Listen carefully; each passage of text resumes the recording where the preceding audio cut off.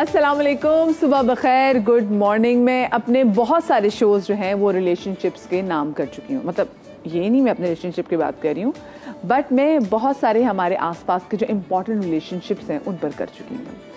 हमने माँ और बेटे की केमिस्ट्री पे शो किया, हमने बाप बेटे की केमिस्ट्री पे शो किया, हमने बेटे और बाप की केमिस्ट्री पे शो किया, हमने मियाँ बीवी, मतलब ऐसे ऐसे बहुत सारे रिश्तों पे हमने शोज़ किए और उनसे पर्सनली हम बहुत कुछ सीखते हैं, बहुत कुछ लर्न करते हैं, क्योंकि हर एक के पास ना अपने रिश्ते को खूबसूरत बनाने के लिए एक बड़ा खूबसूरत नुस्खा होता है, क्योंकि हर बंदा डिफरेंट होता है। ज़रूरी नहीं कि माँ बेटियों बिल्कुल एक जैसी हों, मुख्तलिफ होते हैं, लेकिन एक ऐसी चीज़ है जो कि दोनों के अंदर बहुत खूबसूरत बॉन्ड पैदा कर रही होती है। और आज उस हवाले से ही हम बात करें, क्योंकि माँ बेटी का रिश्ता अगर आपको माँ में दोस्त नज़र आ जाए, आपकी माँ आपकी बेस्ट फ्रेंड बन जाए, फिर मैं कहती हूँ किसी भी इंसान का आपको टफ टाइम देना या आपसे टक्कर लेना बड़ा ही मुश्किल होता है। आज हमारे साथ ऐसी ही हमारी इंडस्ट्री की बड़ी ज़बरदस्त सेलिब्रिटीज़ मौजूद हैं। अम्मा अगर सेलिब्रिटीज़ हैं तो इनकी बेटियाँ भी जो हैं वो भी सेलिब्रिटीज़ हैं, यानी कि अम्मा भी आर्टिस्ट और बेटियां भी आर्टिस्ट। तो उनको वेलकम करेंगे शो में। फराह नादिर मौजूद है। अस्सलाम वालेकुम जी। वालेकुम अस्सलाम। कैसी हैं आप? ठीक ठाक हैं? बिल्कुल ठीक हूं। और फराह जी के साथ उनकी बेटी सना भी है। अस्सलाम वालेकुम सना, कैसी हैं? ठीक ठाक है? बिल्कुल ठीक, आप बताएं। अल्लाह के शुक्र ठीक ही।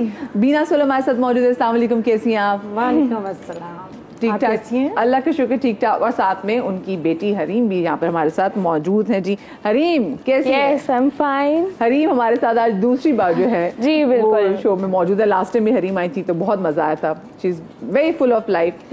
लेकिन मूड की बात है। मूड की बात लेकिन मूड की बात है। अच्छा, पहला जो सवाल मैं आप चारों से करना चाहूंगी वो ये एक ही सवाल है कि क्या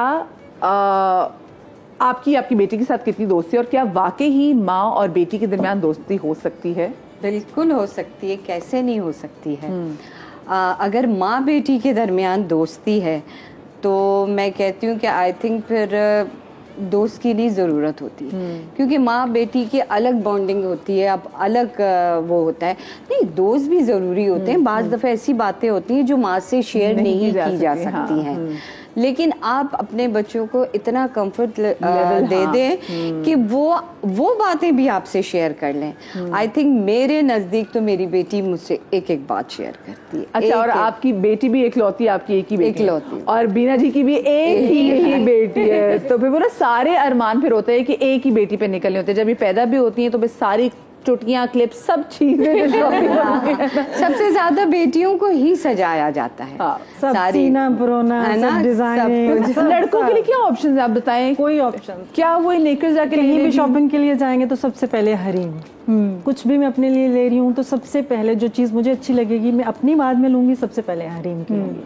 लेकिन बेटा वो बेचारा रह जाता है, वो कहता है मामा जब भी शॉपिंग होती है उसी की चीजें ज्यादा आती है, मेरा तो कुछ आता ही नहीं। तो मैं कहती हूँ बेटा ये आप ले, पैसे जाके खुद ले आए। और ये क्या होते हैं ना, तो सारे चाह सारे मान जो है ना वो वहीं पे पूरे होते हैं। अच्छा, आप कितनी इसको वैसे वो देती हैं कि जी ये इकलौती मेरी है, तो जैसे भी आपने कहा शॉपिंग में आप कहीं भी जाते हो तो हरीम को ज़हन में रखती हैं? अच्छा, मेरे लिए मेरे दोनों बच्चे बराबर हैं, लेकिन क्योंकि एज ए फीमेल मैं जो चीज़ अपने लिए पसंद करती हूँ इसके लिए करती हूँ। हनान का मुझे होता है पता नहीं उसको ये पसंद आएगी नहीं आएगी, उसकी पसंद भी बहुत मुश्किल है।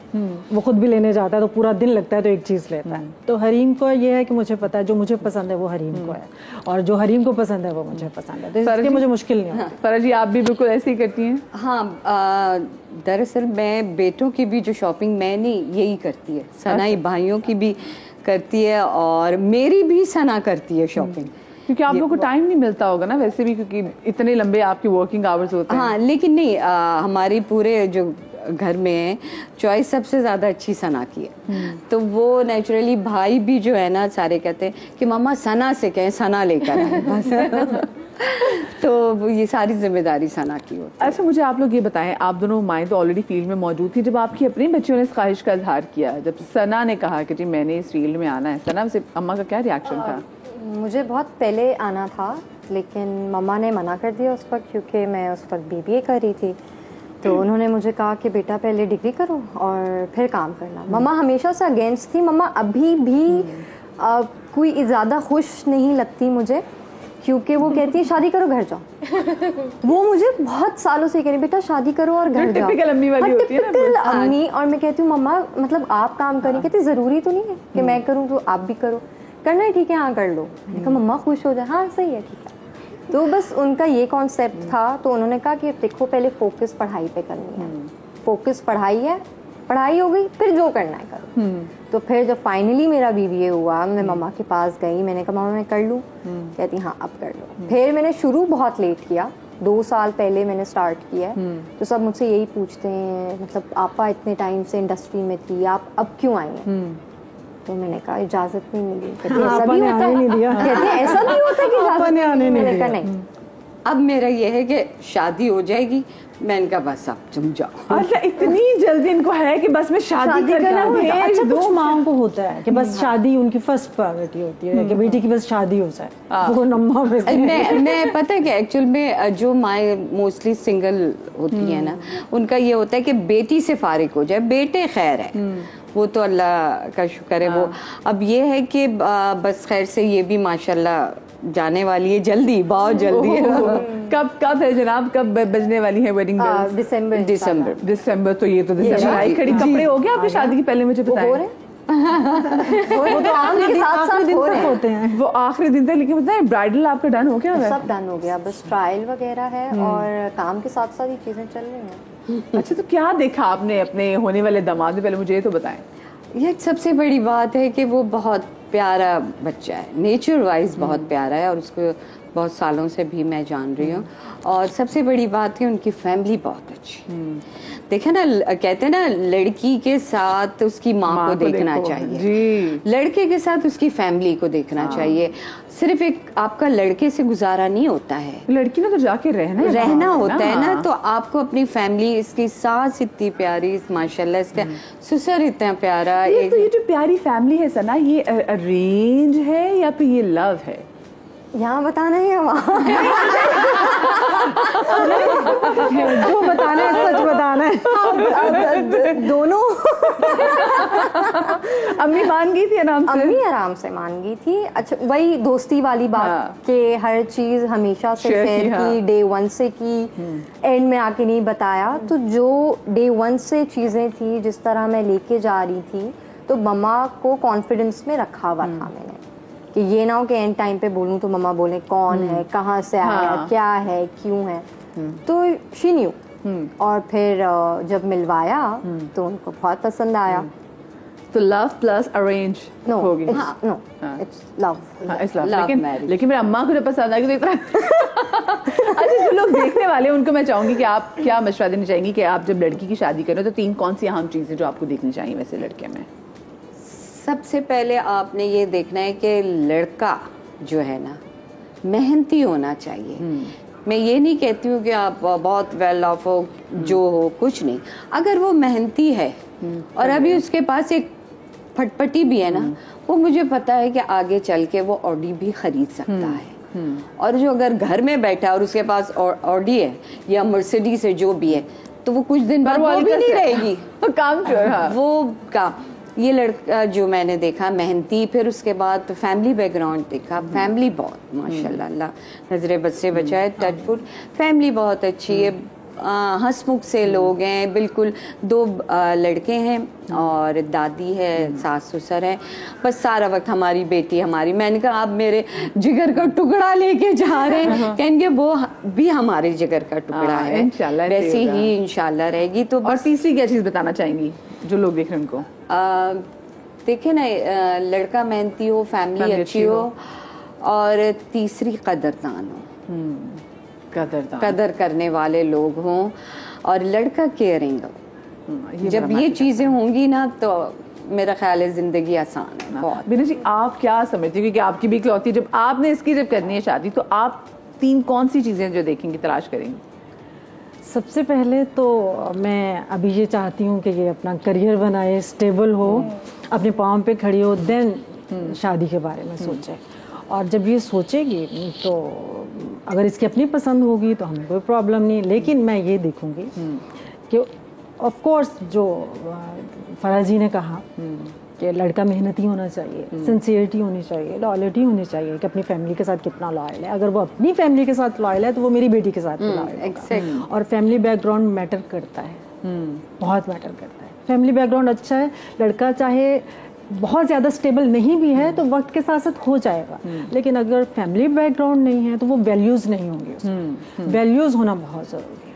कुछ ऐड करना चाह रही हरीम को सोच रही है, हरीम यही बोलूं या नहीं अच्छा नहीं कुछ नहीं, ऐसा ही होना चाहिए। हाँ, ये तो बहुत साइड, दोनों तरफ से होता है, लड़की की साइड से भी लड़के की भी। जो है ना, ये सारी चीजें देखते, लेकिन बाज दफे हम बचपन से सुनते हैं कि लड़की को अगर देखें तो उसकी माँ को भी देखें। अब तो ये बात भी चेंज हो गई है। अब लेकिन ये जरूरी है। एग्जैक्टली। नहीं, बेटी हमेशा माँ का अक्स होता है। नहीं, अभी जो है ना, कितनी मैंने केसेस देखे, माँ बहुत अच्छी है, बहुत अच्छी है, लेकिन पता है ये शादो नादो होगा। अदरवाइज बेटियां माँ का अक्स होती हैं और बेटे बाप का अक्स होते हैं। बिल्कुल, ये सही है। लेकिन वैसे ना, मैं आपकी बात है, दो डिफरेंट ओपिनियन है, लेकिन मैंने आपने जो कहा ना, तो मेरे ज़हन में फौरन इतनी ज्यादा चीजें आ गई कि हाँ, और एग्जांपल्स भी आ गई। मैंने तो बहुत देखा है ना, कि मैं देखती हूँ कि माँ समझा रही होती हैं, लेकिन वो बेटी भाई पूरी डायन जल्लाद होती है। मैं माँ को देख के शादी की थी, तो अब मैं इस चीज से भी डर गई हूँ कि आपको माँ को देखना पड़ता है, माँ अच्छी है, या बाज़ दफे माँ खराब होती है, बेटी अच्छी होती है। और कभी कभी ऐसा होता है कि मतलब एक ही माँ तरबियत करने वाली अच्छी होती है, वो जो बच्चे होते हैं वो सारे मुख्तलिफ होते हैं। हर बच्चे की नेचर एग्जैक्टली। तो फिर वहाँ पे कहते हैं यार माँ तो उनकी बहुत अच्छी थी, ये आगे की पीसेस कैसे हैं। अच्छा, मुझे आप ऐड करना चाहती कर लें, अगर आप ऐड करना चाहती हैं। मुझे बताएं, जब हरीम ने कहा कि जी मैंने आना है, इस फील्ड में आना है, मुझे ड्रामास करने हैं, तो आपका क्या रिएक्शन था ऐसे? मुझे एक्चुअली जब मैं बहुत छोटी थी तो मुझे बचपन से शौक था, तो मुझे किसी ने आने नहीं दिया। तो इसलिए मैं सोचती थी कि मेरे बच्चे जो करना चाहेंगे मैं उनको कभी मना नहीं करूँगी। और जब हरीम थोड़ी सी बड़ी हुई तो उन दिनों मैं रेडियो कर रही थी, और जब मैं रेडियो करके घर आती थी तो मैं देखती थी ड्रेसिंग पे एक आई थिंक 5 साल की होगी, दुपट्टे से साड़ी बनाई हुई है और हाथ में बॉटल से माइक बनाया हुआ है, और मेरा शो पूरा रिपीट हो रहा होता था। और मैं देखती थी, मैंने कहा है ये कुछ करने वाली है। लेकिन चूंकि मुझे मेरे मियाँ ने बहुत मुश्किल से परमिशन दी थी, मेरे ससुराल ने बहुत मुश्किल से मुझे एक्सेप्ट किया था इस फील्ड में आने के लिए, तब तो मैं रेडियो और पीटीवी सेंटर मुल्तान से काम करती थी, तो मुझे था कि इसको कोई परमिशन नहीं देगा। लेकिन मैंने एक ड्रामा सीरियल किया चुनरी, लाहौर की प्रोडक्शन थी, उस्मान जुल्फ़िकार उनके डायरेक्टर थे। तो हमारे सेट पे हरीम को मैं एक दिन साथ ले गई, तो उन्होंने इसमें जो स्पार्क देखा ना, उन्होंने कहा बीना तुम्हारी बेटी एक्टर है और ये बनेगी। तो मैंने कहा नहीं यार, मुझे तो बहुत मुश्किल से परमिशन मिली, इसको कोई परमिशन नहीं देगा। तो उन्होंने कहा हरीम एक कैरेक्टर है, आप करेंगी? तो उन्होंने कहा अगर मैं इसी ड्रामे में कुछ नानी वानी का कैरेक्टर दे दूं तो करेंगे। अरे बहुत छोटी थी, लेकिन ये उसके लिए भी तैयार हो गई, कहती हाँ मैं बुढ़िया बन जाऊंगी। उन्होंने कहा अच्छा आप बुढ़िया बनेंगी तो कैसी बनेगी? तो इसने पूरा चल के कुब निकाल के सब दिखा दिया। उन्होंने कहा मैंने आपको कहा था ना ये एक्टर है, ये एक्टर है। कुछ ही अर्से बाद वो तेरे एक सीरियल एक डिफरेंट चैनल पे कर रहे थे, नाम ले सकती, कोई मसला तेरे पहलू में। तो उनमें एक बच्ची की उनको ज़रूरत थी जिसको कैंसर हो जाता है, बहुत परफॉर्मेंस थी।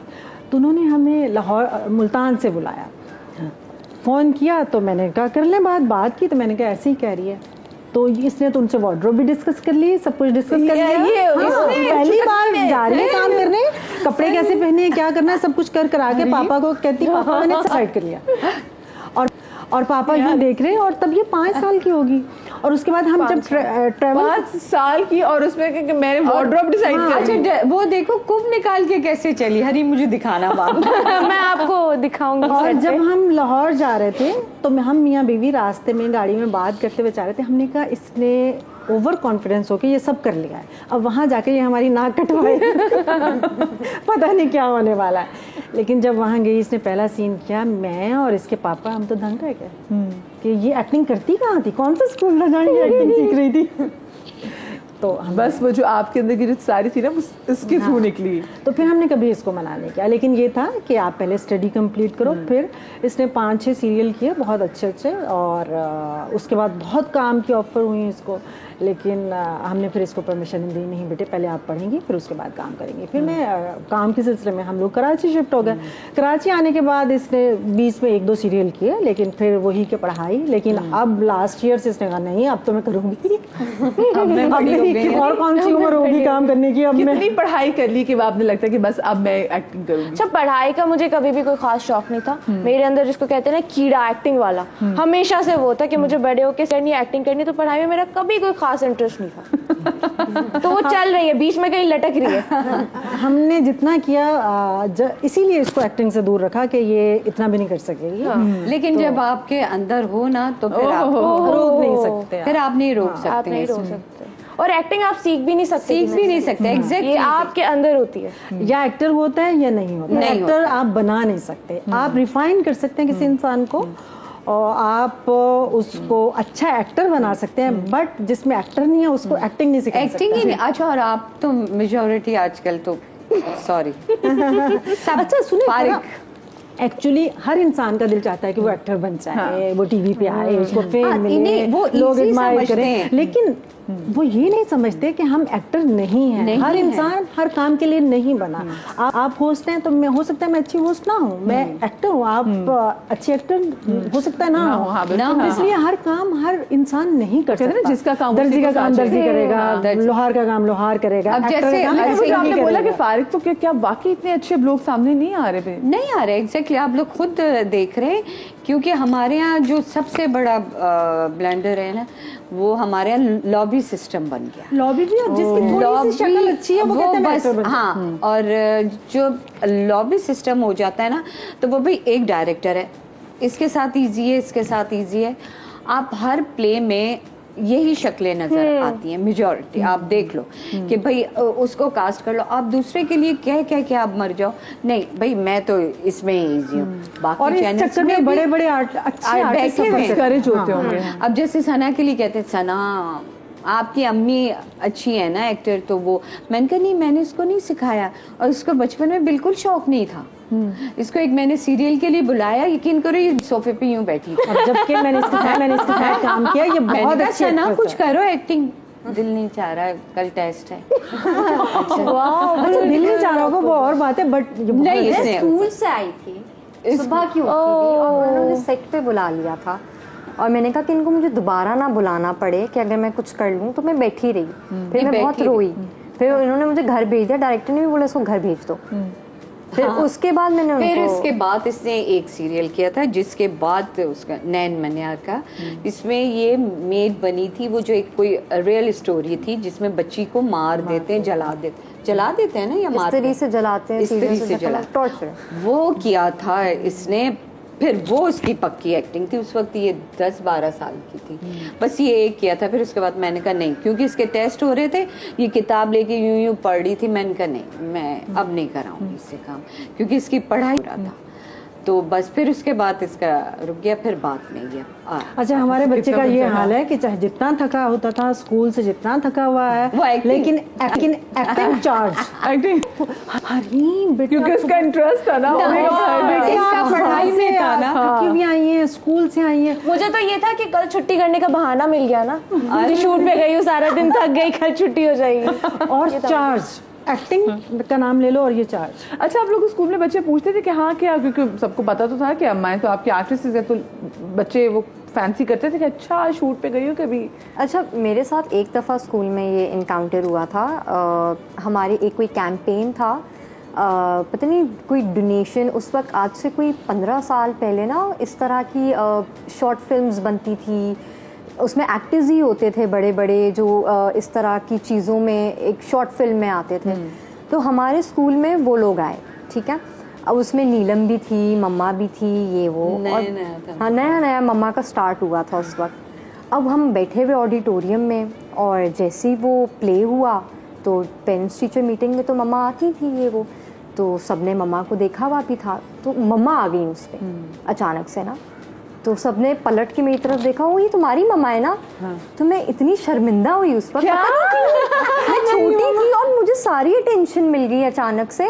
तो वो नहीं होता कि हाँ ठीक है, मतलब इतना तो ना बोलो, ये तुम्हारी अम्मी है, ये तुम्हारी अम्मी है, ये तुम्हारी अम्मी है। और मैं ऐसी थी कि हाँ ठीक है, टीचर्स भी ओ ये तुम्हारी अम्मी है, देखो तुम्हारी अम्मी टीवी पे तुम्हारी।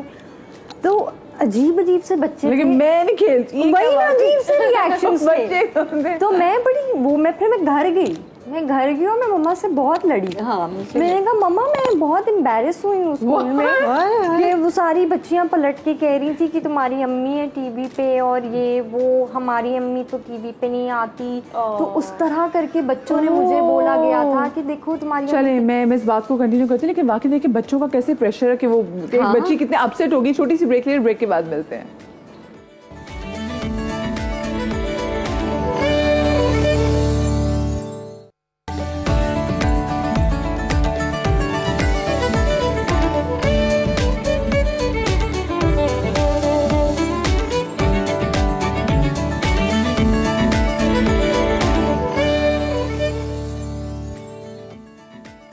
जी तो वेलकम बैक आफ्टर ब्रेक। आज हमारे साथ आर्टिस्ट माँ बेटियाँ यहाँ पर मौजूद हैं। ज़रा उनकी बॉन्डिंग के हवाले से बात करें। और ब्रेक पर जाने से पहले ये पता चला कि आप बड़ी एम्बेरस हुई जब आपकी अम्मा आपके स्कूल आई और बच्चियों ने आप पर इतना प्रेशर डाला कि हमारी अम्मी टीवी पे आती हैं। तो बजाय कि आपने कहा क्यों ज़बरदस्त, आपने कहा ओहो, ये क्योंकि उनके बोलने का तरीका भी बहुत अलग था। अगर कोई मुझे इस तरह बोलता कि क्या बात है अम्मी टीवी पे आती हैं, अम्मी टीवी पे आती हैं, क्योंकि उस वक्त आज से 12-13 साल पहले वो कॉन्सेप्ट इतना नहीं लोग, और बच्चों को तो वैसे इतनी समझ नहीं होती। तो सब बहुत हैरान हुए और सब एक साथ बोलना शुरू हुए। तो मुझे बच्ची थी, जाहिर सी बात है, अब अगर कोई बोले तो मुझे पता है मुझे क्या बोलना है। लेकिन उस वक्त मुझे वो हुआ। फिर मैं खैर घर गई तो मैं बहुत रोई और मैंने उनसे बहुत लड़ा कि आप ऐसे ना किया करें, मैं एम्बैरेस होती हूँ स्कूल में। तो कहती मैं तुम्हारे साथ कल चलूंगी। मैंने कहा नहीं, आप मेरे साथ कल नहीं जाएंगी, आप मुझे ड्रॉप करने भी नहीं जाएंगी, मैं खुद जाऊंगी। तो छोटी थी। तो फिर आप ऐसे गई उनके साथ अगले दिन ड्रॉप करने? हाँ मैं जाती थी बस, लेकिन गेट पे रुकेगी कभी नहीं। मैं तो और बोल्ड होके गई थी। नहीं उसको जब इन लोगों को छोड़ने जाती थी कहती थी बस गेट पे रहें।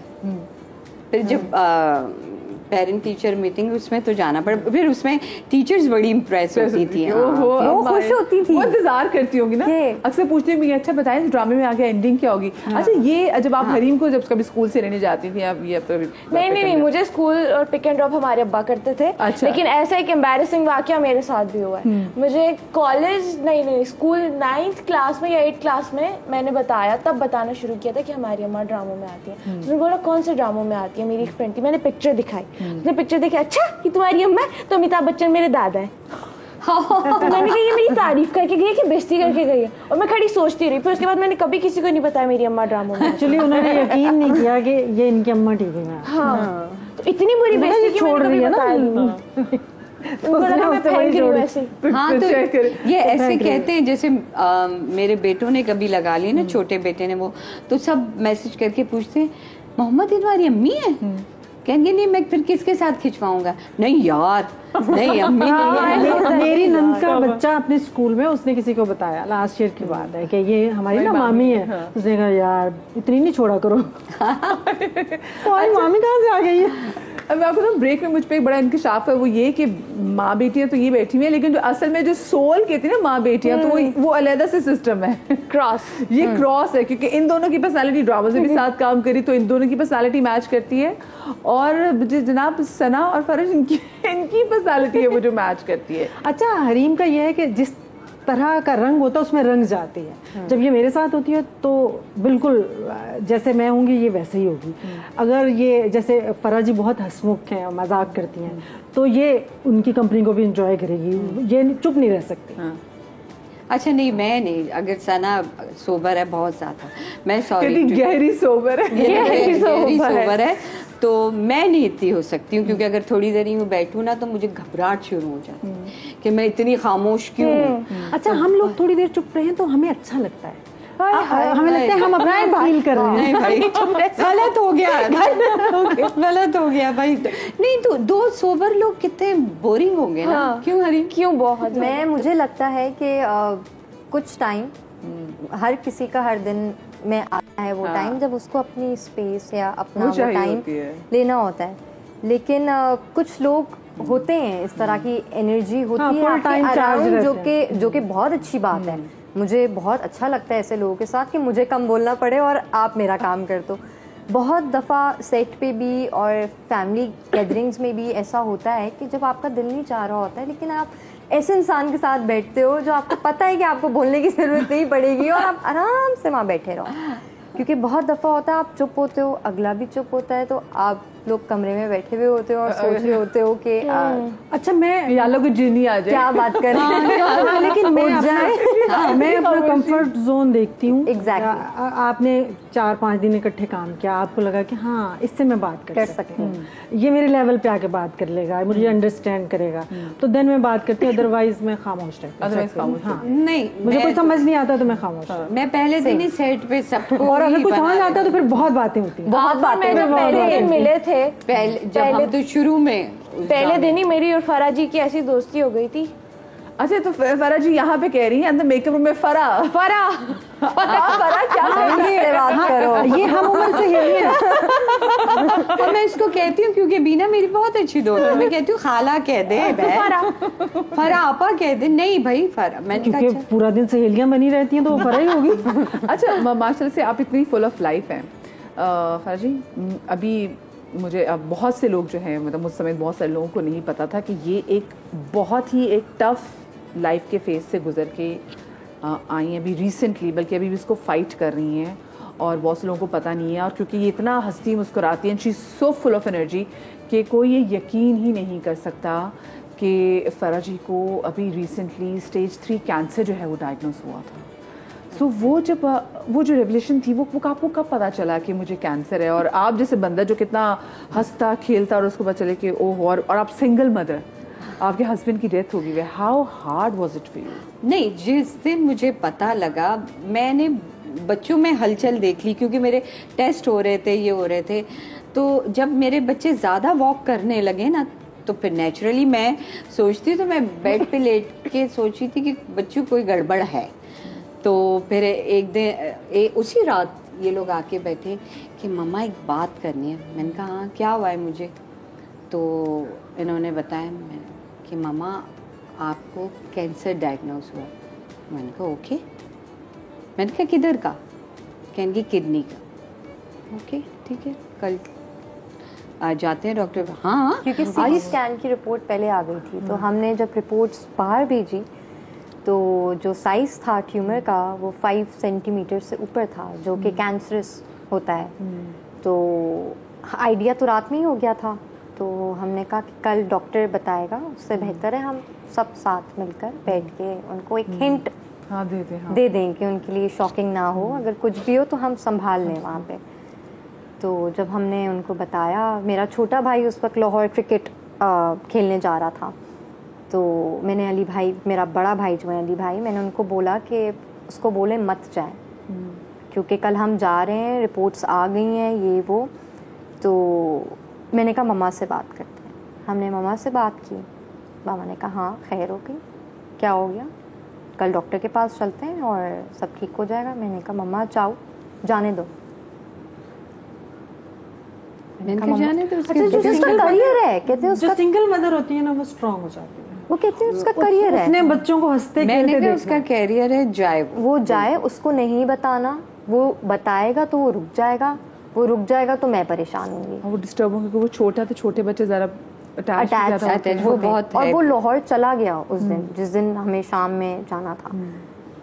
सब कुछ हो गया, सर्जरी वगैरह, क्योंकि डॉक्टर्स ने हमें 3 दिन बाद की डेट दी कि हम लेट नहीं कर सकते और करनी है। और मेरा छोटा भाई लाहौर में था, उसको पता ही नहीं कि पीछे क्या हो रहा है, क्योंकि उसको हमने इतना पैम्पर करके रखा हुआ है और उसका वो लाइफ में इतना बड़ा एक चीज़ थी जो उसने हमेशा से वेट की थी। उसने इंतजार किया उस चीज़ के लिए, वो हो रही थी। हाँ, उसका ख्वाब था ऑफ कोर्स। हाँ, और मैं और मेरा भाई थे 2, छोटे को पता नहीं, और मम्मा इस हालत में, बहुत मुश्किल था। तो आपको जब स्पेसिफिक, क्योंकि सर्जरी जैसे बताया कि जब पता चला उसके बाद 3 दिन के अंदर ही आपकी सर्जरी भी करनी थी, सो आप कितनी होपफुल थी कि हाँ हो जाएगा, क्योंकि ऑफ कोर्स आपको पता ना कि हाँ भाई मैं ही हूँ, फादर तो उनकी डेथ हो चुकी है, तो मुझे रुकना है, मुझे तो चलना है अभी। अच्छा मैं एक बात बताऊं, सीरियसली मुझे कोई यहाँ से खौफ नहीं था,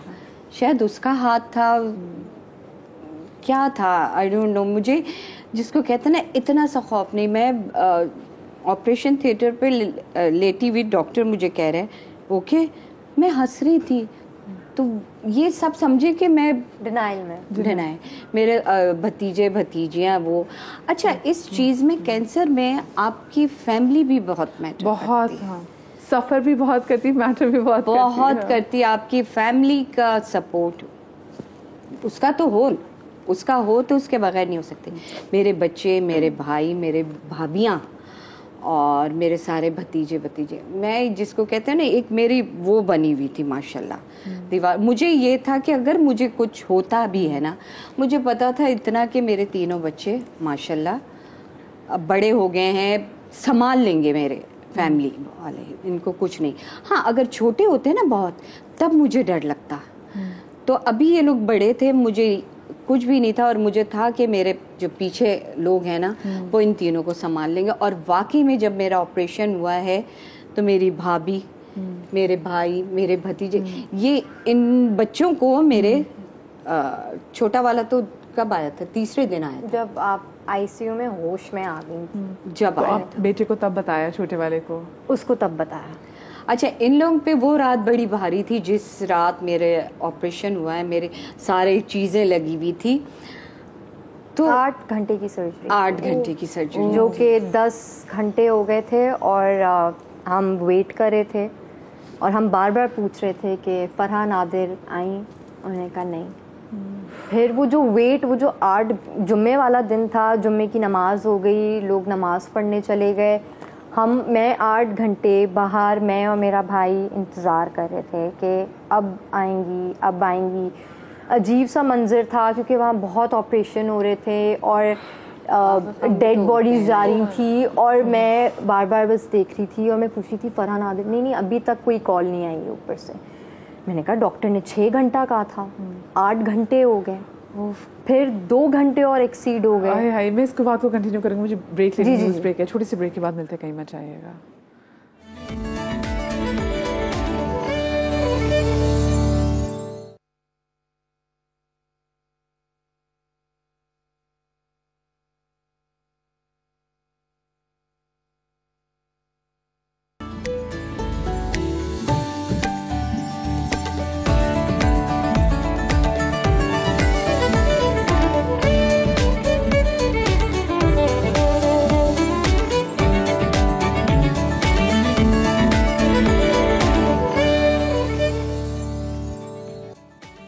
जी तो welcome back after the break. और ब्रेक पर जाने से पहले हम बात कर रहे थे उस एक किसी बड़ी वाक़े की, और एक मतलब जिसने इनको और मजबूत बना दिया। और सना आप, मैं चाहूँगी कंटिन्यू करो, जो आप बताती थी कि जो कहाँ 8 घंटे की सर्जरी जब आहिस्ता आहिस्ता लंबी होना शुरू हुई। तो अच्छा हमें नहीं पता था कि वो पूरी मतलब ओपन सर्जरी होगी। डॉक्टर्स ने जब हम गए बाकी हॉस्पिटल्स, तो उन्होंने कहा किडनी पे कट लगेगा, किडनी निकालेंगे। तो सुबह जब मम्मा को लेने आए डॉक्टर्स, तो उन्होंने एक नोटबुक टाइप एक चीज़ थी, उन्होंने पेड बनाया और उन्होंने वो पूरा मार्क दिखाया, कहते हैं ये कट है, मम्मा सामने थी, ये पूरा कटेगा और 6 घंटे की सर्जरी है, और ये है वो है।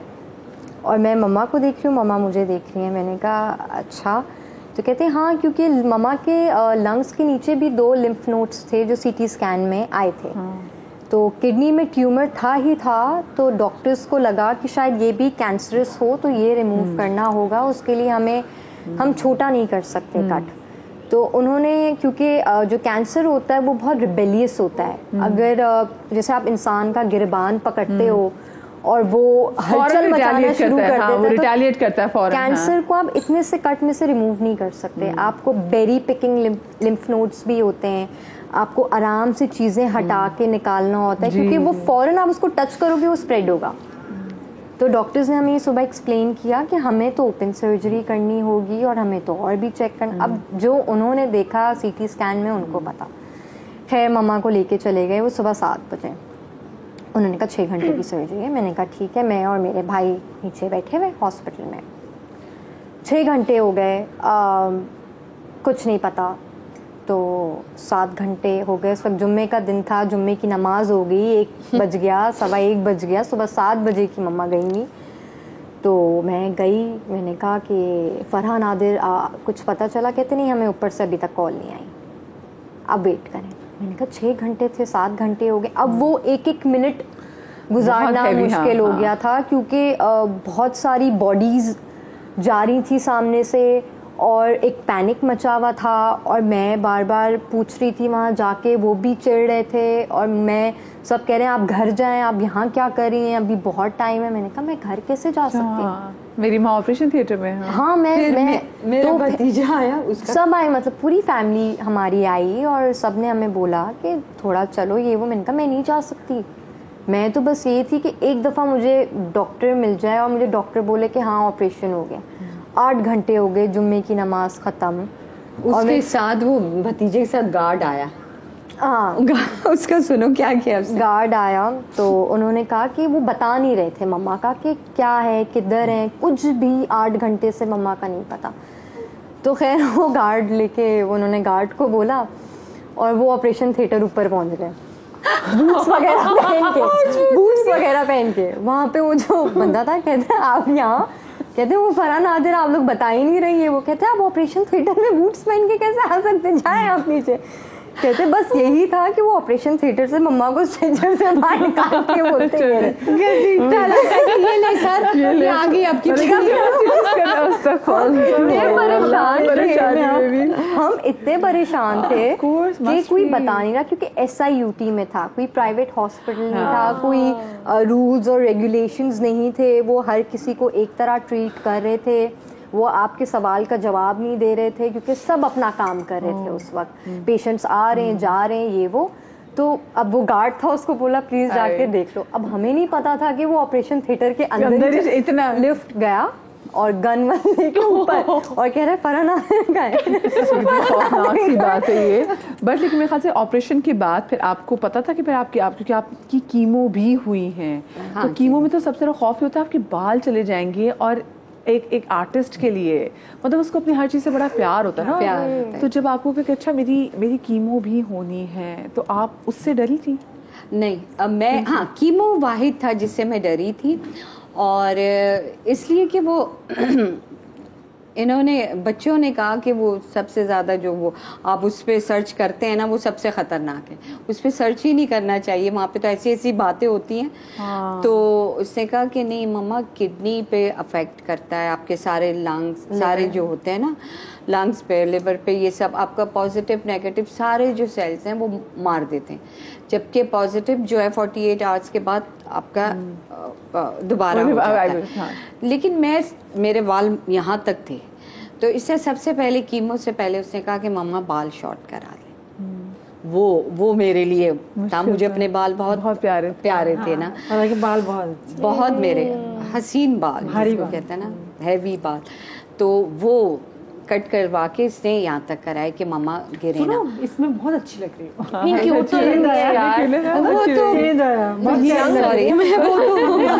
बड़े बालों में देखे शॉर्ट कट में बहुत और इसका उम्र भी आपकी ज्यादा कम लग रही है, बहन लग रही है। ये जो पहली कीमो हुई थी कौन से मंथ में हुई थी?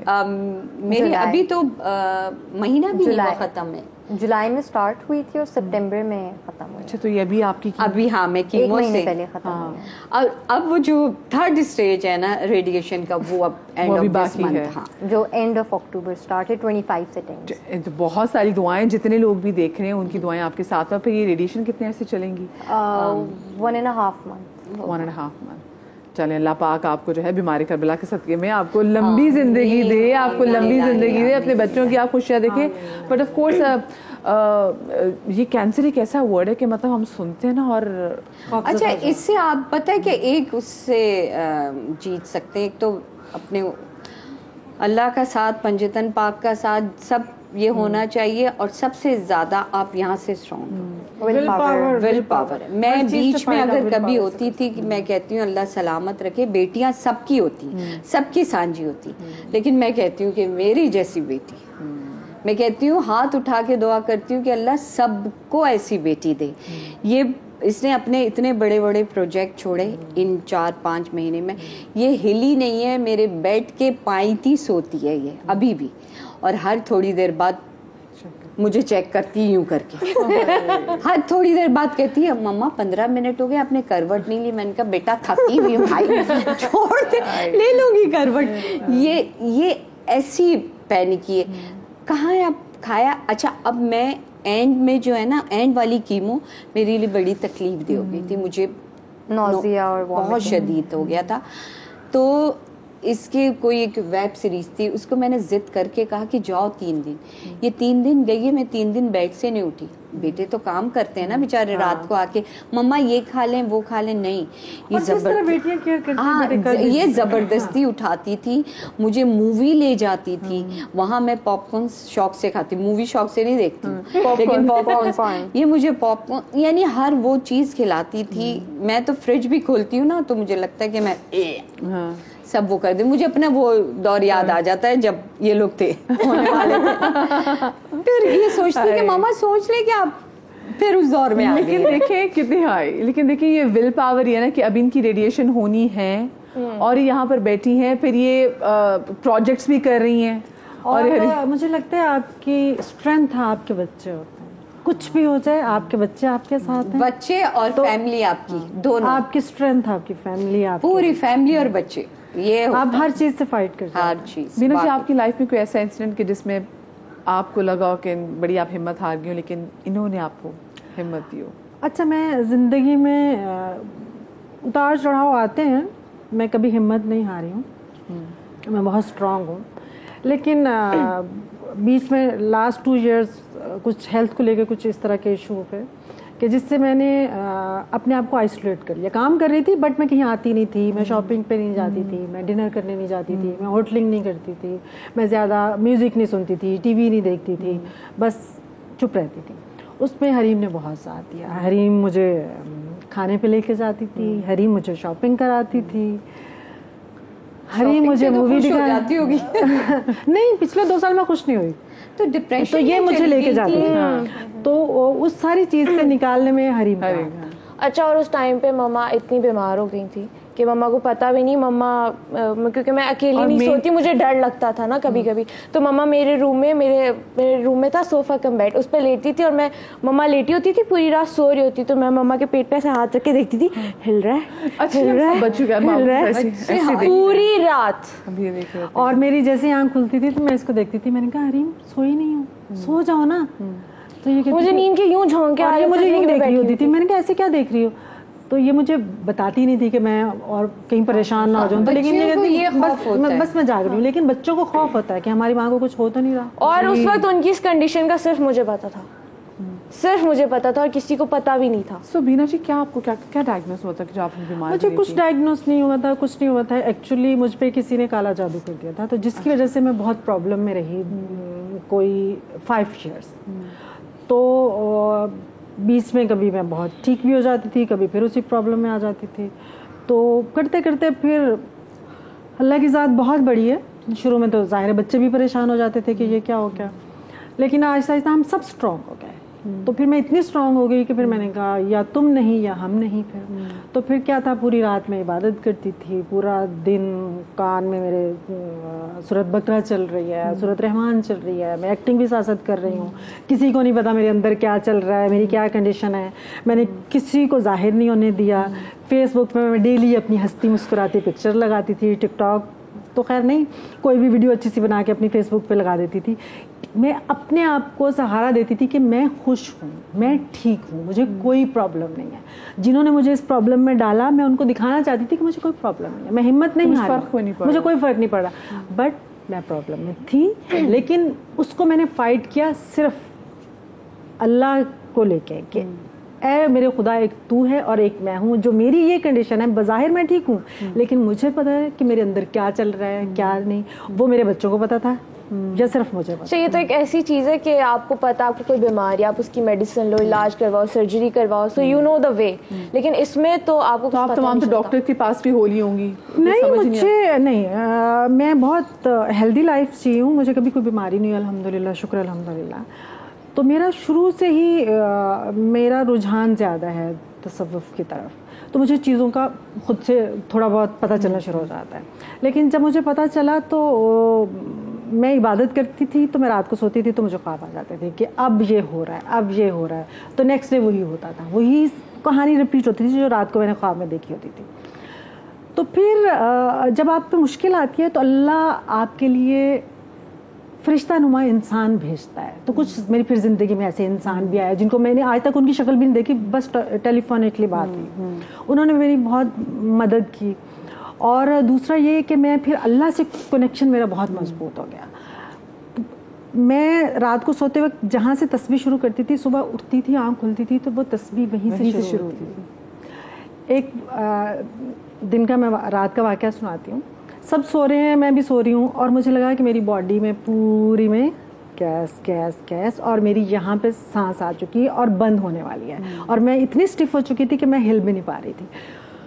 और मैं सोच रही, मेरा दिमाग काम कर रहा था, सोच रही कि मैं अपने मियाँ को भी नहीं उठा सकती, बच्चों को भी नहीं बता सकती, और अब मैं मरने वाली हूँ तो मेरे बच्चों का क्या होगा। और ये सोचते सोचते जब मुझे लगा कि बस मेरी सांस बंद होने वाली है, और मैंने कहा अब कुछ नहीं बचेगा, सिर्फ ना मैं अब मरने से पहले कलमा तो पढ़ लूँ। तो मैंने जैसे ही कलमा पढ़ा तो मुझे छोड़ दिया, और मेरी वो पूरी जो यहाँ सांस ना पूरी नीचे तक चली गई, और मैं उठ के बैठ गई, और मैं सकते में यूँ बैठी और मैं सोच रही ये क्या था, और मुझे यकीन नहीं आ रहा था कि मैं जिंदा हूँ, क्योंकि मैं मर रही थी। तो उस सारी सिचुएशन में हरीम ने बहुत साथ दिया, मेरे बेटे ने बहुत साथ दिया। उस सिचुएशन में मेरे मियाँ ने मेरा बहुत साथ दिया, उन्होंने बहुत बुरे बुरे वक्त में मेरे साथ रहे, मेरी केयर की, बच्चों ने की। लेकिन ये एक ऐसी चीज़ है कि आपका कोई रिलेटिव, कोई बहन भाई चाह के भी आपको ठीक नहीं कर सकता, कोई डॉक्टर, सिर्फ अल्लाह का करम होगा तो आप उस चीज़ से निकलेंगे, अदरवाइज वो नहीं चाहेगा, जब उसकी चाह नहीं होगी, वो ही विल पावर ही डालता है, वो ही आपको। और फिर मैं इतनी बहादुर हो गई थी, मुझे हर चीज़ का इलाज करना आ गया था। मैं कहती थी अच्छा यहाँ कुछ हो रहा है, यहाँ तकलीफ हो रही है, ठीक है मैं भी सही करती हूँ, तो मैं पढ़ना शुरू करती थी और मैं फूंक मारना शुरू करती थी, और यहाँ पे पटक पटक की आवाज़ें आना शुरू होती थी, और मेरी ये स्किन के पोर से यूँ छोटे छोटे पीसेस बाहर निकलते थे। मैं इतनी इस चीज़ में माहिर हो गई थी फिर कि अच्छा मुझे इसको कंट्रोल कैसे करना है। और फिर जिन्होंने लास्ट में मेरा इलाज किया तो वो मुझसे डिस्कस करे, और मैं उनको बता रही मेरी थर्ड आई खुल गई, इतनी इबादत की मैंने।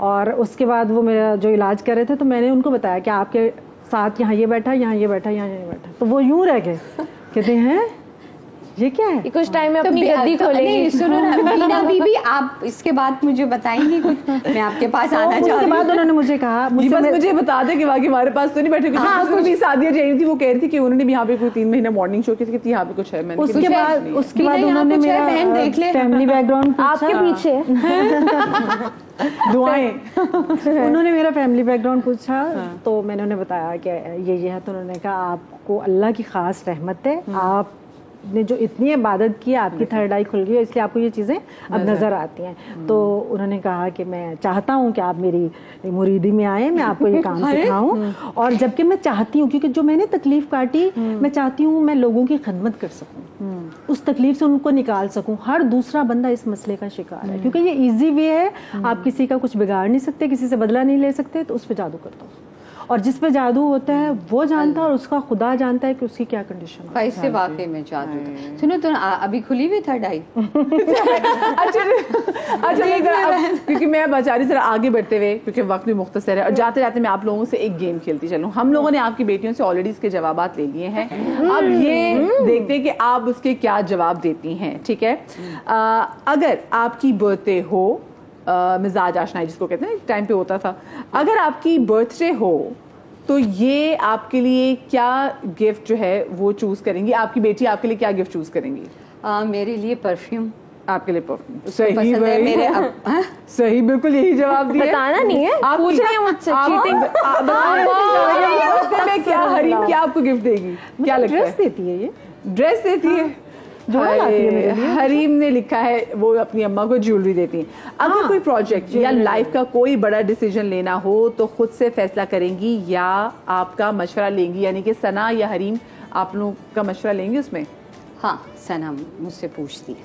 सही जवाब। हरीम बिल्कुल मुझसे पूछे बगैर तो आई थिंक सांस भी नहीं लेती, मांग भी नहीं निकाल सकती, मैंने मेकअप में देखा था। ये सीधी। हाँ, अच्छा जी, आपके हाथ की कौन सी डिश इन्हें खाने में बहुत पसंद है? इसको सना को टमाटर गोश्त, दाल चावल और आलू की सब्जी। क्या बात है भाई, बिल्कुल सही। टमाटर गोश्त और साथ में कहते हैं चने का पुलाव। हाँ, चने का पुलाव। अब हमें भी खिलाना है, मुझे चने का पुलाव अच्छा लगता है। और इनको आपके हाथ का क्या अच्छा लगता है? बिरयानी। ये पराठे का था। बिरयानी मेरे अब्बा बहुत अच्छी बना। कैसी सॉरी है बीना तू। आप बीना जी, आपने बिरयानी नहीं बनानी, वो अब्बा अच्छी मेरे बनाती हैं। बिरयानी अब्बा बहुत अच्छी वो मैं उनको कहती होती हूँ कि सुहेल आप ज्यादा अच्छी बनाते हैं मुझसे। बस तो वो यहाँ वाकई यही में कहना बहुत अच्छी चाहिए बनाते हैं। ताकि अच्छा, परसों पराठे भेज देना। है ना। अच्छा, पराठे लेट वाले। नाइट अगर बाहर रहने पर डांट पड़ती है या नहीं? सना को नहीं, सना मुझे कॉल करके बता देती कि मम्मा मैं इतनी लेट आऊंगी। सना का सही जवाब भाई। अच्छा आप बताएं, लेट नाइट घर आने पे डांट पड़ेगी? मैंने इसे हमेशा यही कहा है कि आपने 12 बजे के बाद तो बाहर रहने का अलावा है नहीं आपको, लेकिन अगर 12 बजे तक भी आप कहीं हो तो मुझे इन्फॉर्म कर दो। सही, उन्होंने बोला डांट पड़ेगी, लेकिन मुझे लगा कि आप बाकी डांटेंगी इनको। इस जवाब से भी नहीं, लग मम्मा रहा का था। मैसेज आता है किधर हो, अभी तक आई क्यों नहीं? फिर मैं बताती हूँ, पहले नहीं बताती। कौन सी ऐसी हरकत है कि वो अगर इन्होंने की तो आपको सख्त गुस्सा आएगा? अव्वल बात तो मुझे इतना गुस्सा आता नहीं है। इन्होंने से एक आधा गुस्सा नहीं आएगा। अच्छा, और आपको ऐसी कौन सी ऐसी हरकत है कि गुस्सा आएगा? सोच ले, टेढ़ी मांग निकाल। नहीं टेढ़ी मांग नहीं। मैं बहुत मैनर्स पसंद हूँ, तो मैं ये बैठ के बहुत हंसती है ठट्ठे मार के वाले ना, उस पर गुस्सा आता है कि चेंज करो। नहीं। चलो अब हर बड़ी हो हरकत गई। से उन्होंने कहा था हर हरकत है। अच्छा जल्दी जल्दी से आखिरी सवाल, अगर आपकी बेटियों को एक दिन मिले फ्री शॉपिंग करने का तो सबसे पहली शॉपिंग क्या होगी? ये मेरे लिए लेगी चीजें, परफ्यूम जोड़ा, वो जो मेरे फेवरेट होते हैं कपड़े। अच्छा, अपने लिए क्या लेंगी ये? अपने लिए मोस्टली ये भी परफ्यूम और कपड़े ही लेती है, लेकिन या जनाब, भाइयों के लिए लेती है। इन्होंने सही सुकड़ जवाब दिया था और उनके ससुराल लोग कभी से मैं कहती हूँ जी आपको बहुत मुबारक हो। लड़की ने कहा था मैं घर की ग्रोसरी लूंगी। इनको अगर ऐसे पैसे मिले फ्री तो क्या लेंगी अपने लिए? हाँ, ये सबसे पहले कप खरीदेंगी अपने लिए और जूसेस वाले ग्लास खरीदेंगी। और चार बच्चे भाई, अब तो मैं किसी चेक करा लो, नहीं कहा मैं हैंडबैग्स खरीदूंगी। और बता रही हूँ ना सारी चीजें। चलो थैंक यू सो मच बीना जी, वहाँ आप इसके कमरे में जाके इसकी ड्रॉप होने इतने कप मिलेंगे, जीते ऑफ कोर्स, मतलब ये आप देखिए सना, ये सब बिल्कुल सही जी। थैंक यू सो मच जी। ये बहुत ही प्यारी प्यारी प्यारी बातें इन्होंने हमसे शेयर किया, हमें बहुत अच्छा लगा। Thank you so much. Allah पाक आपको लंबी जिंदगी दे, आपकी रेडिएशन भी बहुत सारी दुआएं और आपके लिए भी बहुत सारी दुआएं कि अल्लाह पाक आपको हर किस्म की मुश्किल से निकाले। छोटी सी मैं ब्रेक ले रही हूँ, ब्रेक के बाद जरा अपनी मुश्किलों के हवाले से बात भी करते हैं, कहीं मत जाइएगा।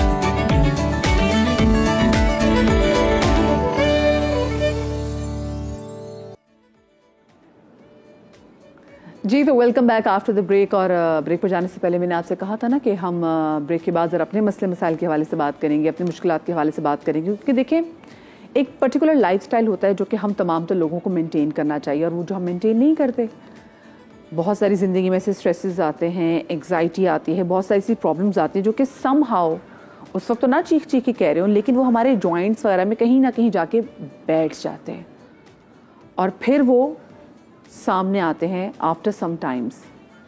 तो हमें ना अपनी ज़रा लाइफस्टाइल को चेंज करने की ज़रूरत है।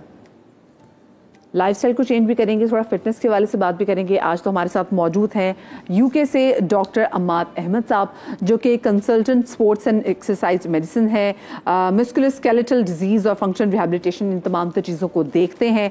और एक बड़े अरसे तक जो है जो डॉक्टर अम्माद हैं, ये हमारी जो क्रिकेट टीम है उनके साथ भी, जो हमारी स्पोर्ट्स की टीम्स हैं उनके साथ भी ये वाबस्ता रहे हैं, पाकिस्तान क्रिकेट बोर्ड का एक तरह से हिस्सा भी थे। और अभी जो वर्ल्ड कप चल रहा है, समहाउ हम उसमें देख रहे हैं कि भाई अच्छे बल्ले में ख्वाब से जाए हुए थे कि हमारा नसीम शाह आएगा तो ये हो जाएगा, फलाना आएगा तो ये हो जाएगा, लेकिन एंड में हम देखते हैं कि इनकी ज़रा सी इंजरीज की वजह से, यू रिमेंबर शाहीन शाह का वो एक जो कैच है जिन्होंने पकड़ा था, उसके बाद उनकी उंगली टूट गई, तो हम कहते हैं भाई ये क्या हो रहा है, ये कहाँ इनका फिटनेस का लेवल जा रहा है। हम उस पर काफ़ी ज़्यादा कंसर्न है। और क्योंकि आपको पता ना भी ये जो सैटरडे को जो मैच होने वाले पाकिस्तान का, ये कितना क्रूशियल मैच है। हमने ऑलरेडी इतना एग्जॉस्ट कर दिया है अपने आप को एक ही टीम में, एक ही मैच में, जिसमें हम स्पेसिफिकली रिजवान को देखते हैं। पहले भी जो मैचेस हुए थे हम देख रहे थे कि तवातुर से जो रिजवान बड़े ज़बरदस्त मैच खेलते चले आ रहे थे। और होता क्या है कि जो बड़ा मैच आना होता है ना, बड़ा इवेंट आना होता है, हमारा खिलाड़ी उसके लिए जो है ना वो अनफिट हो जाता है। तो पहले तो मैं चाहूँगी ज़रा इस हवाले से हम उनसे बात करें। डॉक्टर अम्माद अहमद हमारे साथ मौजूद भी हैं। अस्सलाम वालेकुम डॉक्टर साहब। जी वालेकुम सलाम। डॉक्टर साहब, सबसे पहले तो माजरत, अगर इन निहायत ही मुश्किल एक चीज जिसका नाम लेना मुश्किल था, तो आपकी स्पेशलाइजेशन उसमें है, ये जो मस्कुलोस्केलेटल डिजीज है, ये मैंने सही प्रोनाउंस किया? ये क्या है, इसको बता दें। ये क्या है डॉक्टर साहब? ये मस्कुलोस्केलेटल डिजीज ही है, और अगर आप इसको स्प्लिट करें पूरे को तो ये मसल और स्केलेटन का एक कॉम्बिनेशन है। स्केलेटल तो जी बेसिकली इसमें जितनी भी आपकी, आप समझ लें कि जो भी आपकी मसल के इश्यूज हैं, उसके बाद आपके जॉइंट्स के इश्यूज हैं, और उसके बाद आपके बोन्स के इश्यूज हैं, तो ये पूरी एक स्पेशलाइजेशन कहलाती है, जिसको जैसा पाकिस्तान में बाकी और स्पेशलाइजेशंस हैं, मस्कुलोस्केलेटल, तो ये एड्रेस करती है आपके बोन के इश्यूज को, आपके जॉइंट्स के इश्यूज को, आपके मसल्स के इश्यूज को। अच्छा डॉक्टर साहब, एक तो बहुत शुक्रिया भी मैं आपका कहना चाहूँगी, क्योंकि इस वक्त यूके में टाइम देखा जाए तो सुबह के इस वक्त 6:30 बज रहे होंगे, और आप हमारे लोगों के लिए जो है वो आपने टाइम निकाला, और इस वक्त आप सब वहाँ के 6:30 बजे आप हमारे साथ हमारे शो में मौजूद हैं। अच्छा, ये डॉक्टर साहब, आई एम श्योर आप भी वर्ल्ड कप के मैचेस जो हैं ये फॉलो कर रहे होंगे, ये क्यों हो रहा है डॉक्टर साहब? हम और आप क्योंकि क्रिकेट टीम का एक kind of Pakistan cricket board का हिस्सा भी रह चुके हैं, आप इनकी फिटनेस देख चुके हैं, ये आहिस्ता आहिस्ता हमारा हर अच्छा खिलाड़ी अनफिट क्यों हो जाता है? सबसे पहले तो मुझे ये बताएं। अच्छा, I would like to correct here, मैं असल में पाकिस्तान क्रिकेट बोर्ड का डायरेक्टली कभी हिस्सा नहीं रहा, लेकिन मैंने ऑब्वियसली पाक को और इंटरनेशनल क्रिकेट को बहुत क्लोजली वॉच किया है। मैं खुद भी क्रिकेट प्लेयर हूँ, मैं मिडिल सेक्स से अपनी यहाँ पे काउंटी खेलता हूँ, और हम सीनियर काउंटी जो है उसमें भी मैं खेलता हूँ, तो I do understand what is happening at the moment. और इसमें जो मेन चीज़ है वो ये है कि हमारी जो टीम है पाकिस्तान की बिलखुसूस टीम जो है, इसमें जब आप अपने प्लेयर्स को देखते हैं तो इनमें बहुत सारी इस तरह की चीज़ें हैं जो कि रिलेट करती हैं कि मैकेनिज्म्स क्या हैं इंजरी के, किस तरह से होती है, और पता ये लगता है कि बहुत सारे जो प्लेयर्स हैं उन्होंने वो सारी चीज़ें जो होनी चाहिए इस तरह के एलीट प्लेयर्स के साथ, एक स्ट्रक्चर होना चाहिए जिसमें उनको आके पहले देखा जाए, उनका ट्रियाज किया जाए, उनकी मसल स्ट्रेंथ देखी जाए, उनको जॉइंट्स को देखा जाए, उसके बाद उनकी टेक्निक्स को देखा जाए कि वो किस तरह से, फॉर एग्जांपल बॉलर हैं तो वो किस तरह से अपना आर्म स्विंग करते हैं, किस तरह से अपना पाँव लैंड करते हैं, और मतलब रन अप उनका किस तरह से है। बैट्समैन में भी इसी तरह है कि उनके बायोमैकेनिक्स कैसे हैं। ये सब चीज़ें जो हैं अनफॉर्चुनेटली वो पाकिस्तान में और पाकिस्तान क्रिकेट बोर्ड जो है, इसमें ऐसी कोई टेक्नोलॉजी अवेलेबल नहीं है जिसमें ये देखा जा सके, और हमारे प्लेयर जो हैं वो बिल्कुल अपने शेयर टैलेंट के ऊपर खेलते हैं, उनके पास कोई साइंस की इम्प्लीमेंटेशन एज सच नहीं है, जो कि बाकी इंग्लैंड में या ऑस्ट्रेलिया में या कनाडा में या अमेरिका में जो स्पोर्ट्स के ऊपर जो टेक्नोलॉजी है या जो अप्लाई होती है, वो पाकिस्तान में अनफॉर्चुनेटली अप्लाई नहीं होती। उस वजह से ये होता है कि प्लेयर अपनी एक लिमिट तक तो खेलता है, और उसके बाद उसको इंजरीज का सामना करना पड़ता है। अच्छा डॉक्टर साहब, क्यों नहीं ऐसा, मुझे समझ में नहीं आता। गाइड करने वाला हम देखते हैं जो हमारे क्रिकेटर्स हैं वो काउंटीज़ भी खेलकर आ जाते हैं, ऐसी तमाम तरह की जो खेलकर आ जाते हैं, फिर जो हम लीग्स होती हैं वो भी खेलकर आ जाते हैं, और उसके बाद समहाउ जो बड़ा इवेंट होता है जो कि अपने मुल्क के लिए आपको खेलने जाना है, उसमें हम देखते हैं कि वो इतने बेचारे एग्जॉस्ट हो जाते हैं कि जो असल इवेंट होता है उसमें बेचारे परफॉर्म ही नहीं कर पाते। देखिए जी, मैंने जिस तरह आपको बताया कि बेसिकली तो हमारा जो स्ट्रक्चर है क्रिकेट बोर्ड का, वो उसको देखना चाहिए कि ये क्या वजह है कि हम अभी तक आउटसोर्स कर रहे हैं अपनी सारी चीजें। अभी भी हमने रिसेंटली एक इंग्लैंड की यूनिवर्सिटी के साथ या एक कंपनी के साथ कॉन्ट्रैक्ट किया है। क्या हमारे पास अपने रिसोर्सेज नहीं है? क्या हमारे पास अपने एक्सपर्ट्स नहीं है जो ये चीजें पाकिस्तान के अंदर ही कर सकें? क्या वजह है कि हमारे आफ्टर कर सकें? बिल्कुल सही बात है जी जी। कैसे, क्या वजह है कि हमारे प्लेयर्स को जैसे इंजरी होती है पाकिस्तान में तो उनको बाहर भेज दिया जाता है कि वो वहां जाके ट्रीट हों? इसकी वजह ये कि हमारे पास जो state of the art equipment है वो अवेलेबल नहीं है, जिसमें बेसिक चीजें हैं, और वो बेसिक चीजें भी अनफॉर्चुनेटली अवेलेबल नहीं है। मेरा लाहौर में एक छोटा सा क्लिनिक है जो मैंने अभी 2.5 साल पहले सेटअप किया। मेरे पास वो सब चीजें मौजूद हैं जो एक स्पोर्ट्स इंजरी ट्रियाज के लिए बहुत ज़रूरी हैं, देखने के लिए कि स्पोर्ट्समैन को आप किस तरह से पहले से बचा सकते हैं, खासतौर पे इस तरह के एसेट्स को, कि उनको injury in the first place हो ही ना। और पूरा हमारा इतना बड़ा इदारा है पाकिस्तान क्रिकेट बोर्ड, उनके पास अभी तक बेसिक इक्विपमेंट भी अवेलेबल नहीं है, जो कि बड़ी एक आयरॉनिक सी बात है। अगर आप अपने हमसाया मुल्क को देखें, इंडिया को देखें, तो उनके पास लगभग 50 से ज्यादा बायोमैकेनिकल लैब्स हैं, जिनमें से तकरीबन 10 या 12 के करीब तो सिर्फ गवर्नमेंट सेक्टर में, और उसके अलावा प्राइवेट सेक्टर में तकरीबन 30 से 35 या 40 जो हैं बायोमैकेनिकल लैब्स, वो वहां पे हैं।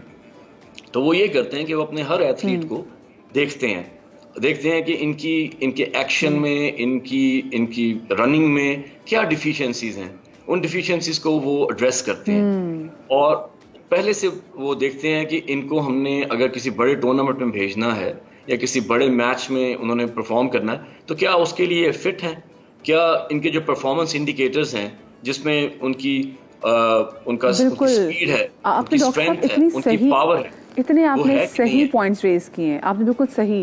बिल्कुल ये वो चीज़ें हैं जो कि देखनी चाहिए और स्पेसिफिकली इस पर ध्यान देना चाहिए। अगर देखा जाए तो हमारी क्रिकेट टीम का नंबर देख लें, और उसके बाद फिर अगर जब स्पेसिफिकली जब खिलाड़ी के फिट होने के हवाले से जब कोई बात होती है, तो हमारे पास ऐसे कोई कहते हैं ना मरबूत कोई ऐसी हिकमत अमली नहीं है कि जिसके थ्रू हम ये देख सकें कि हमारा खिलाड़ी आया जो अगला भी मैच होने वाला है, और उसको कहाँ पर अपनी स्ट्रेंथ दिखाने की जरूरत है और कहाँ पर उसको होल्ड बैक करके रखना है, तो ये पता ही नहीं है। अच्छा, मुझे बताएं, अभी इतना इंपॉर्टेंट और निहायत ही क्रूशल मैच आने वाला है पाकिस्तान इंडिया का, आपको क्या लगता है कि हमारे खिलाड़ी जो हैं वो आपको उसमें आपको लग रहा है कि वो अपनी फुल फॉर्म में है, वो जो जोबन पे है उनकी फॉर्म? देखिए जी, मैंने पहले भी इस बात को एल्यूड किया कि हमारी जो टीम है वो सिर्फ अपने टैलेंट पे खेलती है। हमारे प्लेयर्स माशाल्लाह इतने टैलेंटेड हैं कि वो अपने टैलेंट पे जाके परफॉर्मेंस देते हैं। और मैं जब उनको देखता हूँ, जिस तरह आपने अभी रिजवान को देखा होगा, उन्होंने एक मैच विनिंग परफॉर्मेंस दी है जी। और उस परफॉर्मेंस में आप देखें तो वो काफी बार ऐसे लगा कि उनको बार बार कुछ ना कुछ हो रहा था। तो मैं सिर्फ ये समझना चाह रहा था कि ये क्या वजह है कि हमारे इतने क्लास के बैट्समैन हैं, मैच विनिंग बैट्समैन हैं, और इनके जो इश्यूज थे उनको एड्रेस नहीं किया गया मैच से पहले। पता नहीं किया गया कि क्या वजह है कि उनको कोई क्रॉनिक किस्म का, अगर तो बैक एक है या उनकी कोई कमर में कोई लोअर बैक में कोई इशू है, कोई डिस्क का इशू है, तो पहले से देखा जाता, उसको ट्रीट किया जाता। अनफॉर्चुनेटली जिस तरह मैंने आपको बताया कि पाकिस्तान के स्ट्रक्चर के अंदर ना तो स्पोर्ट्स इंजरी प्रिवेंशन के लिए इक्विपमेंट अवेलेबल है और ना ही स्पोर्ट्स इंजरी मैनेजमेंट के लिए इक्विपमेंट अवेलेबल है, क्योंकि अब तो बहुत ज्यादा टेक्नोलॉजी बेस्ड चीजें हैं कि एक प्लेयर अगर मैच में इंजर होता है, जी, एक प्लेयर मैच में इंजर होता है, जिस तरह यूके में फुटबॉल बहुत ज्यादा, आपको पता है यहाँ पे फुटबॉल एक बहुत ज्यादा पसंद किया जाता है और बहुत बड़ी स्पोर्ट है, प्रीमियर लीग है। यहाँ पे अगर प्लेयर एक इंजर होता है तो उसको फौरन ट्रीट किया जाता है और उसको वापस मैच के अंदर भेजा जाता है, क्योंकि इस तरह की टेक्नोलॉजी, इस तरह की इक्विपमेंट अवेलेबल है। लेकिन अनफॉर्चुनेटली हमारे पास शायद ना तो डायग्नोस्टिकली और ना ही from the therapeutic point of view हमारे पास इस तरह की चीजें अवेलेबल नहीं है। वैसे आपने डॉक्टर साहब इतनी सही बात की है, हमने बड़ी बड़ी लीग्स में देखा, क्योंकि देखें फुटबॉल पे तो आपके ये भी बड़ा मैटर करता है, जैसे क्रिकेट में भी, कि आपकी लैंडिंग वापस जमीन पे जो है वो कैसी हो रही है। उसमें हम देखते हैं कि चोट लग गई है, घुटना लग गया और उस वक्त चला नहीं जा रहा, और थोड़ी देर बाद वही हम देखते हैं कि रेफरी के साथ अंदर भागता हुआ आ जाता है। और यहाँ पर हम देखते हैं कि जी एक अच्छा कैच पकड़ते हुए आपको 2-3 रगड़ें लग गई हैं, तो आप फौरन ही जो है वो वापस पवेलियन की तरफ चले जाते हैं। तो वैसे आपको क्या लगता है कि अगर जो हमारे माजी के जो क्रिकेटर्स थे उनके फिटनेस को आप कैसे कंपेयर करते हैं हमारे जो आज के क्रिकेटर्स हैं उनके फिटनेस लेवल से? वैसे देखिए जी, माजी में अगर आप देखें तो इन द पास्ट क्रिकेट इतनी ज्यादा होती नहीं थी, क्रिकेट का वॉल्यूम इतना ज्यादा नहीं था। हमारी जो पाकिस्तान की टीम है शायद वो साल में 1 या 2 सीरीज खेलती थी, 1 या 2 वनडे सीरीज खेलते थे। तो उनपे उनकी पूरी बॉडी के ऊपर, उनकी हर मसल के ऊपर, हर जॉइंट के ऊपर इतना स्ट्रेस नहीं होता था। अब अगर आप वॉल्यूम ऑफ क्रिकेट देखें कि हमारे प्लेयर्स जो हैं वो इंटरनेशनल फॉर्मेट्स आ गए उसके, जी 3-4 फॉर्मेट्स की क्रिकेट खेलते हैं, तो इसलिए उनको बहुत ज्यादा इम्प्लीमेंटेशन होनी चाहिए टेक्नोलॉजी की, जो कि अनफॉर्चुनेटली नहीं हुई। और हमारे जो पुराने क्रिकेटर्स थे वो इसलिए सरवाइव कर गए क्योंकि उस वक्त वॉल्यूम कम था। अब हमारे क्रिकेटर्स अनफॉर्चुनेटली सरवाइव नहीं कर सकेंगे क्योंकि जब तक इस टेक्नोलॉजी की इम्प्लीमेंटेशन नहीं होगी क्रिकेटर्स को इंजरीज होती रहेंगी। और क्योंकि उनका वॉल्यूम तो कम करना बहुत मुश्किल है, आप किसी प्लेयर को ये आप पूरी सीरीज के लिए रेस्ट करें। अगर आपके वाइटर प्लेयर है, फॉर एग्जांपल शाहीन आफरीदी हैं, हारिस रऊफ हैं, नसीम शाह की आपने एग्जांपल दी, ये लोग एसेट्स हैं पाकिस्तान। तो इन एसेट्स को हमें प्रोटेक्ट करना पड़ेगा। क्या टेक्नोलॉजी हम अवेलेबल करें पाकिस्तान के अंदर कि ये लोग वहीं पे उनके टेस्ट हों? क्या मेरे ऐसे लोग स्पोर्ट्स फिजिशियन जो हैं उनको एंगेज नहीं कर सकता पाकिस्तान क्रिकेट बोर्ड? या टेक्नोलॉजी को इन हाउस क्यों नहीं करते हैं? हम क्यों बाहर जाके लोगों से कॉन्ट्रैक्ट कर रहे हैं, इतने एक्सपेंसिव कॉन्ट्रैक्ट्स हम करते हैं उनके साथ, जबकि हम पाकिस्तान के अंदर वो टेक्नोलॉजी अपने पास लेके आ सकते हैं। आपको मैं छोटी सी एग्जांपल देता हूँ। पाकिस्तान क्रिकेट बोर्ड ने एक जमाने में एक बायोमैकेनिकल लैब परचेज की थी, प्रॉब्ली बैक इन 2008 और 2009। वो लैब 5 साल अंडर लॉक एंड की पड़ी रही, किसी को पता नहीं था कि उस लैब को यूज कैसे करना है। उसको खरीदा गया, उसको एक कमरों में बंद कर दिया गया और उसका कोई यूज नहीं हुआ। 5 साल, वो 4 या 5 साल मुझे बताया गया। और उस पे इतना पैसा भी खर्चा हुआ और उसमें इतना खर्चा भी हुआ, तो फिर जब वो उसको चलानी नहीं थी तो लैब क्यों नहीं? पॉइंट उसकी वजह ये है कि लैब को ऑपरेट करने वाले लोग नहीं चाहिए थे। जी उसकी वजह मुझे जो समझ आती है वो ये थी कि जब उसको परचेज किया गया तो हर इक्विपमेंट के साथ एक सर्विस कॉन्ट्रैक्ट होता है जो आप लेते हैं कि अगर किसी इक्विपमेंट में कोई प्रॉब्लम होती है तो वो कंपनी आके उसको देखती है, उसको मेंटेन करती है। हमारी वो मशीनें जो थी जितनी भी ली गई वो सर्विस कॉन्ट्रैक्ट्स के साथ नहीं ली गई। तो और दूसरी बात, हमने वो मशीनें ले ली लेकिन हमारे पास एक्सपर्ट अवेलेबल नहीं थे उनको इस्तेमाल करने के लिए। तो वो मशीनें 1-2 कमरों की नजर हो गई और मतलब वो हमारी टीम जो है उनको यूटिलाइज नहीं कर सकी, जो कि एक बहुत बड़ा लॉस ऑफ रिसोर्स है मेरे हिसाब से। अभी भी मैं ये बड़ा एम्फेसाइज करता हूँ इस बात पे कि हमें देखना चाहिए कि हम जो हमारी अपनी इंटरनेशनल क्रिकेट के जितने भी प्लेयर्स हैं उनको हम पाकिस्तान में ही उनका एक प्रॉपर स्क्रीनिंग करें, प्रॉपर ट्रियाज करें। उसमें हम देखें कि उनकी जो सारे परफॉर्मेंस मैट्रिक्स हैं वो कंप्लीट हैं। अगर हमें लगता है कि उनमें से कोई मैट्रिक जो है वो थोड़ा सा लैक कर रहा है तो we should probably work on that metric और उनको हमें उस लेवल पे लेके आना चाहिए। फिर हमें पता है कि वॉल्यूम ऑफ क्रिकेट जो है वो कम नहीं हो रहा, तो हमें उनको सुपर एथलीट्स की कैटेगरी में देखना है। जिस तरह आप यूके में इस वक्त या इंग्लिश टीम देखें, इंग्लैंड की जो टीम है, तो उसमें आपको सुपर एथलीट्स नजर आते हैं कि वो अगर उनको कैच पकड़ना पड़े उसके लिए वो 6 फुट ऊपर हवा में जाते हैं और एक हाथ से कैच भी कर लेते हैं। ये सब तब होता है जब आपकी बॉडी के अंदर फ्लेक्सिबिलिटी होती है। आप लोग जनाब, आई एम श्योर के हम सारे बड़े एक्साइटेड हैं कि आने वाला मैच बहुत ज़्यादा क्रूशल है, तो अल्लाह करे पाकिस्तान को उसमें जो है वो फतह नसीब हो। अपना बहुत सारा ख्याल रखिएगा, शाद रहिए, आबाद रहिए। डॉक्टर साहब आपके बहुत ज़्यादा शुक्रिया, आपने सुबह सुबह वक्त दिया। कल आपसे मुलाकात होगी।